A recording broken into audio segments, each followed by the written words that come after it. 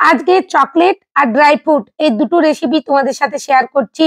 দুটো অর্ডার একসাথেই ছিল, তাই ভাবলাম একসাথেই আমি এই ভিডিওটা করে নেই। এখানে দেখো প্যাকেজিংটা দেখিয়ে দিচ্ছি, এ টু জেড সমস্ত কিছু আমি আলোচনা করেছি।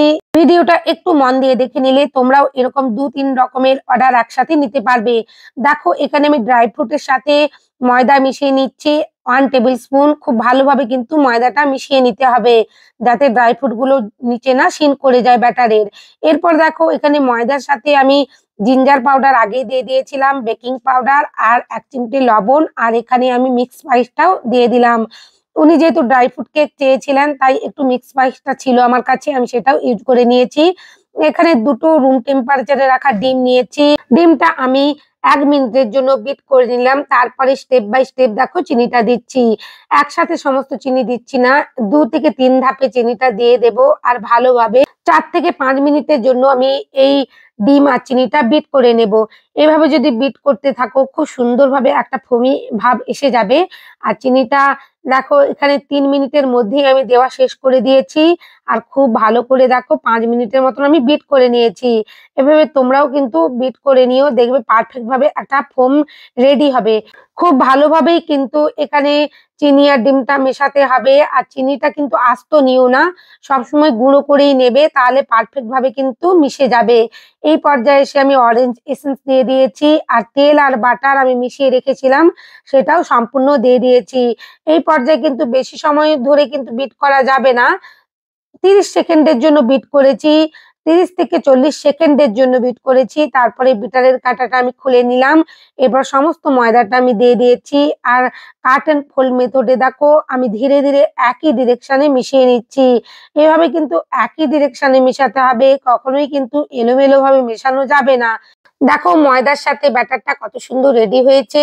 এরপর আগে থেকে যে ড্রাই ফ্রুটটা আমি রেডি করে রেখেছিলাম ময়দা মিশিয়ে, সেটাই দিয়ে দিলাম। ভালো করে একেবারে মিশিয়ে নেব, কিন্তু জোরে জোরে কখনোই এলোমেলো মেশানো যাবে না, একই ডিরেকশনে আলতো হাতে মিশিয়ে নিয়েছি। এই পর্যায়ে আমি ভিনেগারটা দিয়ে দিলাম।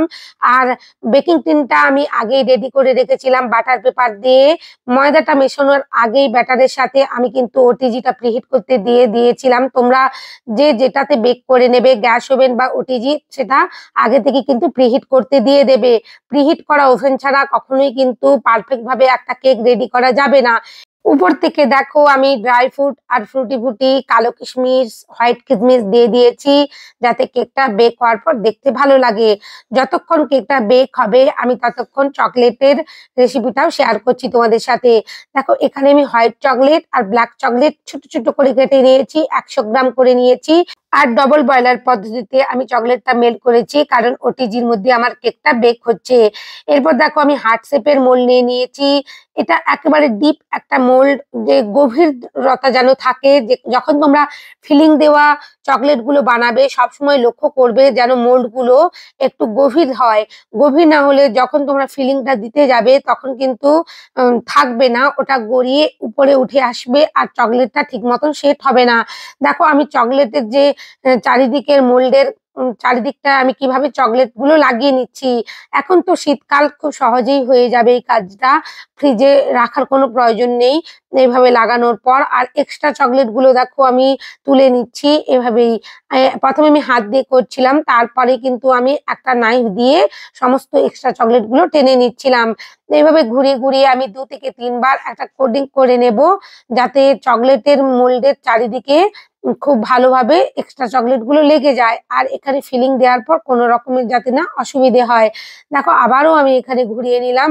এরপর একটা পাইপিং ব্যাগের মধ্যে ম্যাঙ্গো ক্রাশ নিয়ে নিয়েছি। ম্যাঙ্গো ক্রাশ গুলো আমি পরিমাণ মতন দিয়ে দিচ্ছি। এভাবে তোমরাও করে নেবে। আমি তোমরা যে কোনো ক্রাশ নিতে পারো, পাইনাপেল নিতে পারো, স্ট্রবেরি নিতে পারো বা অরেঞ্জ। এরপর দেখো উপর থেকে আমি চকলেট দিয়ে দিচ্ছি পরিমাণ মতন, একটু করে ফাঁক রাখছি, একেবারে সম্পূর্ণ ভর্তি করছি না। তোমরা ভিডিও দেখে বুঝতে পারছো আমি কতটা পর্যন্ত ভর্তি করছি। তোমরা এভাবেই কিন্তু ভরে নিও। বেশি ভর্তি করলে উপরে উঠে আসবে আর সেটা পারফেক্ট ভাবে মোল্ড আউট করা যাবে না। ধীরে ধীরে দেখো সমস্ত মোল্ড গুলোই আমি কিন্তু ভর্তি করে নিলাম। কাজগুলো একটু ধৈর্যের, কিন্তু যদি ধৈর্য ধরে করা যায় নিখুঁত একটা কাজ করা যায় আর পারফেক্ট ভাবে করা যায়। আমি মোল্ডটা রেখে দিয়েছি, এখানে লাভ লেখাটাও লিখে নিয়েছি, কিন্তু আমি দেখো মোল্ড আউট করছি। আমি 15 থেকে 20 মিনিট রেখে দিয়েছিলাম। আর এখানে যে যে চকলেটটা রেডি করেছিলাম ওটা কিন্তু মোল্ড আউট করতে গিয়ে বারবার ভেঙেই যাচ্ছিল। আমি দুবারের বেলা করতে পেরেছিলাম, তাও একটা কণ ভেঙে গিয়েছিল ইর।